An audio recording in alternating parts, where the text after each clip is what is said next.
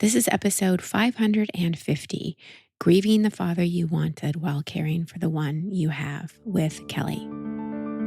Welcome to Life Coaching with Christine Hassler, a space where truth and love come together to guide you back to your truest self. Hi, I'm Christine, a master coach, author, and spiritual psychologist. For over 20 years, I've supported people through the deep work of letting go, waking up, and coming home to who they truly are. Each week, you'll hear an unedited, unscripted coaching session with someone moving through a challenge or block in their life. These are tender and powerful conversations where deep healing happens in real time. Even though I'm coaching someone else, you will hear yourself in their story. This is a place where you will feel seen and supported and walk away with insight, emotional relief, and tools you can apply in your own life. Let's dive into today's session. Hi, everybody, and welcome back to the show. I am always thrilled to have you here. Thank you for listening. Thank you for subscribing. Thank you for leaving a rating and review. If you've done that, if you haven't, I'd sincerely appreciate it. Today, we dig into the father wound a bit. We talk about how it impacts us, how it impacts our relationship with men, and how to not have regrets when it comes to our parents, especially for those of us who have aging parents and you are already thinking about unfinished business you may have or any regrets you might have if you don't do some things before they die. And also, I think the pressure we put on ourselves as children. And it's a tricky one because if we have a relationship with a parent like Kelli does in this episode, there can be a lot of protective layers and there can be a lot of anger and there can even be some resentment of, why should I take care of you when you really didn't give me what I needed as a child? Oh, but relationships aren't tit for tat, are they? Like, we can't reduce humanity to tit for tat. Now, at the same time, I don't think that we should live from obligation and a sense of, well, because you're my parent, I have to X, Y, Z. And so where is there the both and? And that's what Kelli and I talk about. How can we do love and truth at the same time? How can we respect our own boundaries while also respecting the relationship and being honest about what the relationship has been and what it is today? And then how does our relationship with our parents, particularly our father, if you're a heterosexual woman who wants to call in a male partner, or if you're with a male partner, you're probably already seeing this, how it impacts that relationship. And if you are a heterosexual woman calling in a male partner, some exciting news. Steph and I are opening doors for our live cohort of Be the Queen, which is all about calling him in October. So if you want to get on the wait list for that, so you're the first to know and you can get an early bird discount, go to christinehassler.com/queen and sign up to be on the wait list there. Something else that's exciting is that I've opened more spots in my coaching roster as technology and AI is just everywhere and we are becoming less and less connected. I am just going back to basics.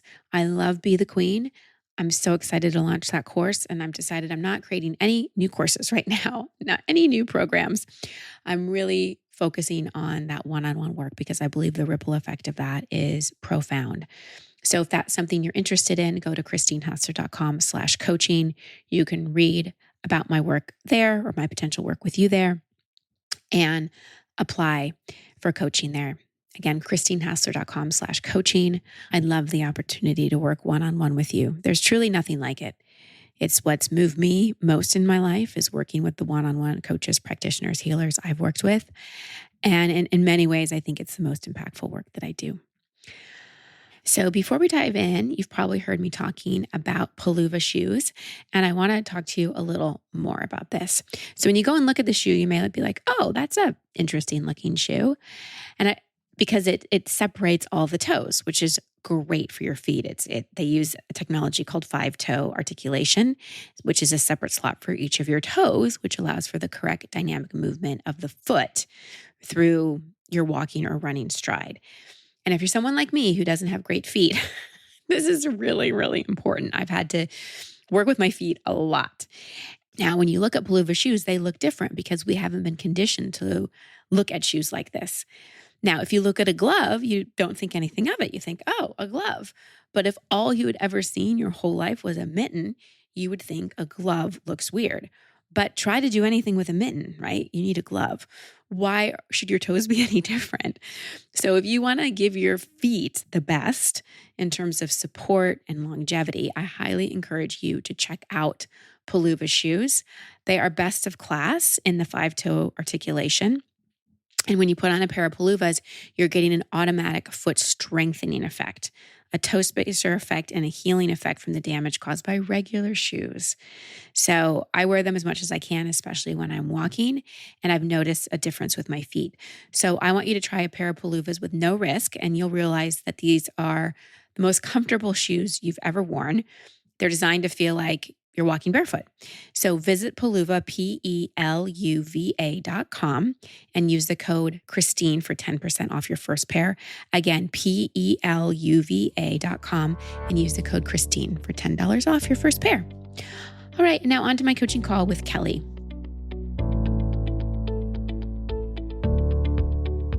Kelli, welcome to the show. How can I help? Hi, thank you for having me. I was hoping you can kind of help me navigate a situation that is kind of the forefront of my life right now. So, my dad is elderly, and I am struggling with that relationship as he ages, and I see it kind of unfolding right before me. I'm also the firstborn daughter. I'm the only medical person in my family.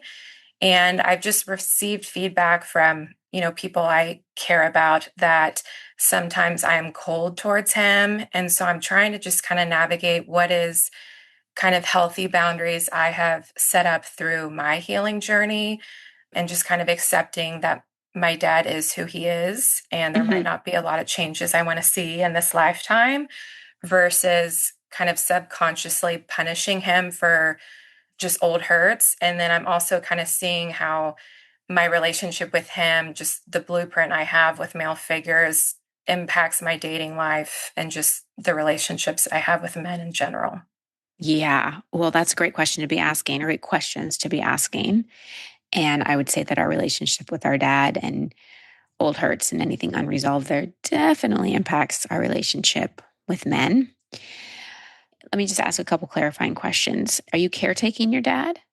No, so he's still independent for the most part. It's just like the things I'm really noticing are short-term memory. And I feel like, since I am in the medical field, perhaps I'm maybe more just matter of fact than some Sure. people. I have a younger brother. He really has no capacity to even talk about my parents aging. So I think that adds pressure to me. And then I'm Yeah. looking at my dad aging, and I'm looking at all the stuff like I don't know, like who owns the house? How many credit cards do you have? Who are they with? And Yeah. so that's Yeah. kind of, I guess, the caretaking that I feel the burden of right now. Yeah. And who are the people that are telling you you're too cold sometimes? So my brother has shared that with me multiple times. You're too hard on dad. They have a very different relationship Yeah. than I have with my dad. And then my mom, which my parents have been divorced for a long time. So I'm very close with my mom. And she has shared with me, like, it's not that you're like directly rude. It's just kind of like the energy you put forth is just cold, almost like you're like mad at him and trying to punish him for something. Mm-hmm. If you were going to punish him for something, what would it be? Um, What are you most mad about? P.S. It's okay to be mad. yeah, I learned about healthy anger when I was 30. I think, I'm mad that he didn't show up to be the dad that I feel like I deserve. And then I feel like there's just, no accountability and no curiosity for my experiences. It's just, Mm-hmm. I've done coaching before, I've done therapy before, you know, I've shared, and he's been like the onlooker listening about no parent tries to screw up their kids, but it happens. And Right. I met with, you think you had a hard childhood, you have kids, and then you talk. And just, it's So like, compassionate. yeah, yeah, that's actually a really good description. Yeah. Yeah. And it's really easy for someone who had a different relationship with your dad to judge Yeah. because no one has lived in your lived experience. And let me ask you this. Are you truly cold, or have you learned through the years that if you open your heart to your dad, you just get disappointed? I feel like it's the latter. Yeah. So is that you being cold, or are you just hurt and you can't emotionally engage because the only way to survive all the hurt and not add to more is to dissociate a bit? Yeah. I mean, I do think that's what it is. I also, it's like, you know, my mom was telling me like my dad made a comment to my brother of like, she's been like this, for a while now. And so it's like, I don't want to be, I know I'm not responsible for other people's feelings, how they process. And I know myself to be a good person, a caring person. So it's like, how do I balance other people have these thoughts of that I don't necessarily agree with. I'm doing my best. And I've had to set my own personal boundaries to Hmm. like survive, and my mom, she had a good point. She's like, I just don't want you, when your dad's no longer physically on this earth, to regret, maybe not having had some of these conversations or acting in ways that you did. And that's very fair. So it's like, I just kind of feel like now I'm kind of second guessing, like, oh crap, am I like sabotaging something? Or is this truly like I have really stepped into like, no, this is my boundary? Right. Okay. So let me ask you this. Let's imagine your father died tomorrow. What regrets would you have? I mean, I don't know if it's a regret. I think it's a longing of, wow, like I never got the father daughter relationship in this lifetime. And is that going to go away by pretending you feel a way that you don't? No. No. I think, Kelli, there might be a both and here. So it doesn't feel genuine or safe just based on what you've shared so far and just feeling into everything you're saying for you to all of a sudden be nicey, super open, trying to connect. It feels not just inauthentic, but risky. And at the same time, does the hurt need to lead all the time? Right. So that you're showing up as other people would describe it as cold. If I were to put words to it, it would be protective. That's the word I would use. Does that resonate with you as a word Yeah. to use for that? Okay. Hmm. I'm wondering if there's a middle, something that feels authentic, but also has you go, you know what? This is my best. Yeah. I really feel like that's kind of how I've been trying to lead. I think it's just, we had a family vacation and I spent a good 7 days with my dad and my brother. Mm-hmm. And I, do that once a year. And so it's like, it was kind of in the forefront of like, oh my gosh, like, wow, like the end is coming, if you will. And I'm Mm-hmm. sure I was activated because he irritates me at times. Mm-hmm. Um, so I think some of that just kind of, and then the feedback I received, I think it kind of confronted and landed a different way for me where I guess started kind of second guessing myself. Second guessing. What do you mean by that? Like, I don't think I'm a cold person. I think like when you were like, maybe it's protective, like I like that internally, I was like, yeah, Yeah. that's exactly Yeah. what it is. So you're reflecting. Okay. Yeah. I'm just noticing much of your language and the way you speak is indicative to me of a father wound. Yeah. And I'll explain why. Or maybe you know. What do you think I'm hearing in how you speak? I think maybe lack of like assurance Hmm. and just not the confidence in who I am as a Yes. person and how I approach it. Yes. Yeah. Yes. So much of what girls, I'm making some generalizations here, obviously, but so much of what girls look to their dads for is like, show me I'm enough just for Yeah. who I am. Yeah. That's definitely a core wound of mine. Yeah. And we kind of look to moms for show me you love me no matter what. Yeah. And obviously, we like both from both parents, but a lot of times we look to the masculine for the worthiness and the feminine for the love ability. And so it makes sense to me that this is tricky for you. And let's jump to, and we'll tie it all together. But if it's okay with you, can we jump to how this shows up in your relationship with men? Yeah. Yeah. So I think, I've done a lot of work on that as well. I've officially, had what I would call my first, healthy, conscious relationship. But I'm very guarded. It's like Mhm. I grew up walking on eggshells, good things don't come to me and they don't stay. So I think I'm guarded emotionally, I'm guarded physically. Not everyone really has the patience to unpack that or wait it Mhm. out. And Mhm. it's like I'm sitting here and I want my person. And at the same time, I'm scared shitless of getting hurt. The healthy love I have, he's, older, life circumstances. Just it won't ultimately give me what I want. But it's like I'm having such a hard time kind of fully letting go of that. Um, So the emotion that's coming up right now, what is that? I think grief Hmm. and fear. Hmm. What are you most And scared of? I think it's just scary and frustrating that it's like, and I know that's like, I hear myself like, this is not the most kind thing to say, but it's like, it's how I feel of like what I want more than anything. I'm almost like keeping myself from getting. And I have some awareness and I definitely have done, better, if you will. But it's like, my God, am I like really keeping myself like, when am I going to stop doing this? Like, it's sad. It's keeping me from what I'm wanting. When does it end? Like, I know healing is a lifelong journey, but Mm. like, dear God, when do I get a break? From what specifically?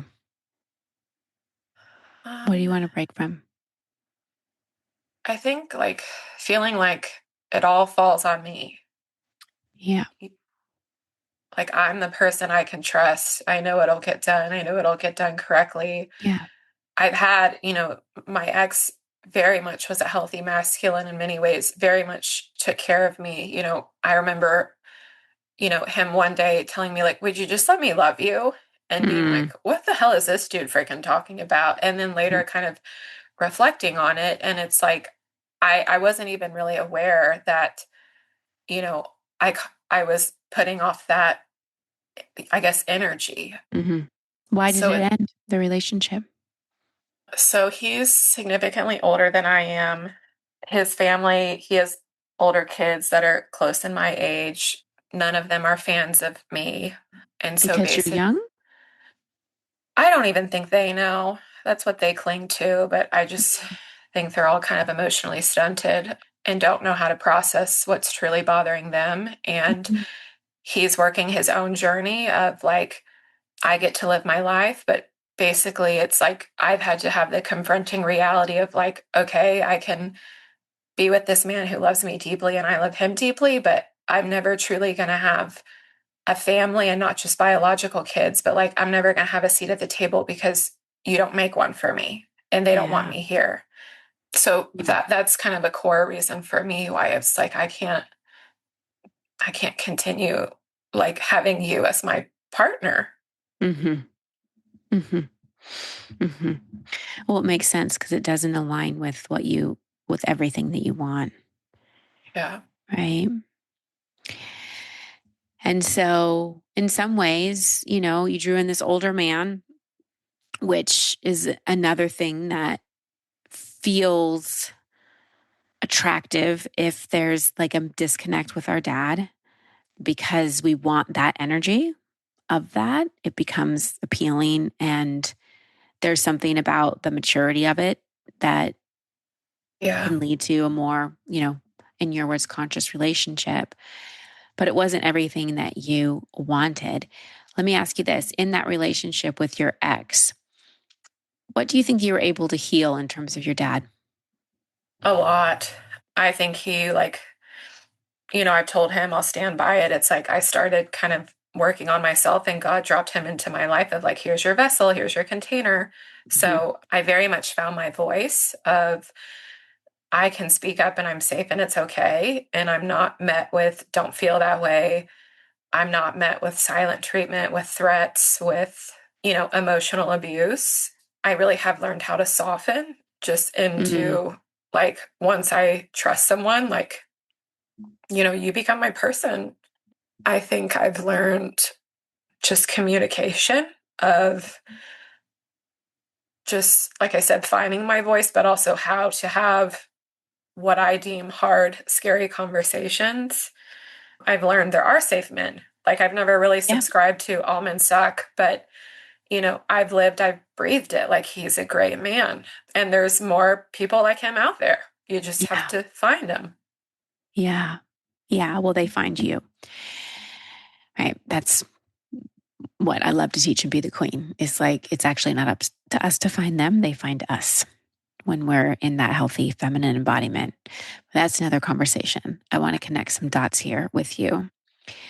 So, the beautiful thing that you said about your ex, like everything that you got to heal, now you get to bring all that into your relationship with your dad. And even though he can't be the dad you want, you can be the daughter you want to be. Now, that doesn't mean that you don't have your boundaries, right? That doesn't mean that you live in a fantasy world. It just means that you're less invested in how he responds or reacts than you are in being like your true self.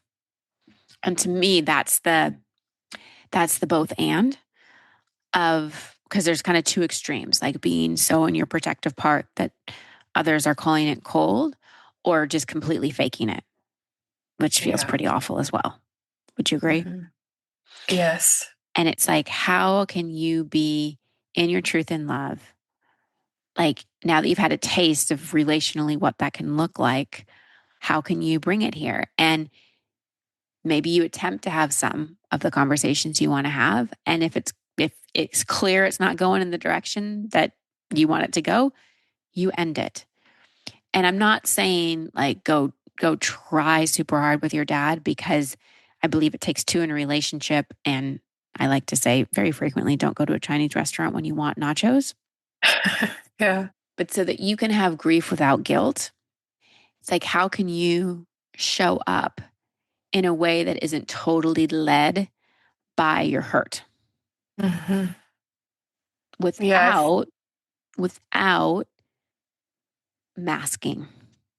Yeah. Yeah. I think the grief without guilt, that just hit me like a ton of bricks. Like, you know, it can be both of Mm-hmm. how I, honor myself, my story, my boundaries. Yeah. Your people might not understand. I'm grieving in my own way. Yes, you are. And yeah, I think that's kind of what I was worried about. Is like, sheesh, am I going to wake up one day and like my dad's not here and I feel guilty as hell for, you know, how I handled this? And like, Mm-hmm. I truly do feel I've honored what I know to be true. Yeah. And Kelly, the other thing you might feel is relief. And that's okay too. Hmm. Yeah. And with your brother, I'd start delegating a little more to him. Yeah. So I have delegated to my mom and my brother. I think they kind of picked up on my overwhelm. And basically, said I sent these forms to dad 2 months ago to kind of get our stuff in order. No one's taking this seriously. I need people's help. And so they have stepped up, which has given me just so much relief. Mm-hmm. So I do think I need to, and that goes to something I also, lifelong journey, asking for help. But yeah, I do think I need to ask for help and delegate more. Yeah. Yeah. Yeah. Because that will build resentment too if you feel like it's all on you. And it will reinforce the story that no one's there for you, which Mm, isn't going to bode well for calling in a partner. hmm. Yeah, it's a great point. And I think you did let your ex love you. I also feel you knew it wasn't everything you wanted, so you couldn't go all in. And that's what he was picking up on. Yeah. Yeah. I think it's really important to look at the ways in which our protective patterns limit us. And it's also really important to look at how our knowing and our intuition is actually leading us. Hmm. I'm not disagreeing with his statement or his experience that there were some walls there, but maybe, just maybe, when you step more into what is your authentic truth, right? Like not doing I'm going to go totally protective or I'm going to fake it. The vulnerability will start to feel a little easier. And Yeah. letting someone in will start to feel a little easier because when we take our power back from someone else hurting us, from someone else disappointing us, then there's really a lot less risk. Mm. And what's so cool is you can practice that now with your dad. Yeah. You can practice saying something, asking him a question, maybe being vulnerable, not getting the response that you want, and then not shutting down, being like, oh, right, he's not capable. Okay, I give that back to him. I'm not going to make that anything about me. Yeah. And you reinforce that self love versus self protection. Because, I've only been talking to you for 25 minutes. So, I don't know you well, obviously, but from what I do gather, you've done self protection a little better than self love. Sure. Yeah. And what I want to offer you is the self love, the truth, the love, the authenticity, the embodiment is going to be ultimately your best quote unquote protection. Yeah. I think it's like, I know I can do it. I think when Mark said that, it's like, you know, I was a kindergartner in school for the first time. Like, I've never had a man show up for me and do what he says. And so, him saying that, it did kind of feel foreign to me. And as it's like I got exposed over and over again to he does what he says, he's reliable, he's kind. It's like I did, fall into that. Mm-hmm. So it's like I know I can do it. But yeah, I think just hard moments with my dad, hard moments with whomever, just reminding myself like this isn't a me thing. This is like what you said, they don't have the capacity for that. And so, Exactly. yeah, Because the more you take it personally, the more walls you're going to build up. And you couldn't help it when you were a child. So this is where you've got to help younger Kelli realize this is about his capacity, not her lovability. yeah. Wow. Thank you. You're welcome. You're welcome. Thank you so much, Kelli, for sharing your vulnerability and your heart and bringing down those walls so that we could have a vulnerable, intimate conversation. And I know a lot of people, especially women, are going to relate to this. And you might relate to Kelli on the caretaking level. You might relate to her on having an adult relationship with your parents. You might relate to dating and the father wound. You might relate to finding someone who was your match in so many ways, but there was one big deal breaker. So there are many threads we can pull here, and I trust that you're going to pull the most valuable one for you. But the one that that links it all together is how much our childhood and our family of origin and our relationship with our parents impacts us. It massively impacts us. And we will go and seek out partners who subconsciously or consciously remind us of our parents and try to get from them what we didn't get from our parents. Now, Kelli picked someone that she got a lot from in terms of what her father couldn't provide, but he also wasn't fully available. So there was an out. And when we have some wounding, especially that father wound around our heart, as much as we want a relationship, there could be a part that's really protecting us from having it because who wants to be hurt again? Who wants to be let down again? And it also perpetuates the belief that, oh, we can never be fully chosen. P.S. I dismantle this whole chosen thing and be the queen, because I think it's a belief that we have bought into, especially as women, for many, many years now. And it's one we really need to ditch. But back to Kelli, her opportunity with her father is to the best of her ability, have the best relationship possible with him now. And to come with truth and love, to not put on the mask of, oh, everything's fine, and I'm going to come from guilt and obligation and pretend that I'm fine, and not, I'm really pissed at you and I'm going to have all these walls up. What's the healing opportunity here? How can she come with truth and love? And so when he does die, which will happen, she can go, you know what? I showed up the best I could. Because it doesn't do any good to punish people, right? Like, how does that really bring us a sense of satisfaction in this particular circumstance? And punishing him would be like, well, I'm just going to withhold. I'm going to be cold. And that's really not what she's doing. She's just at least from my perspective, she's really in a protective pattern here.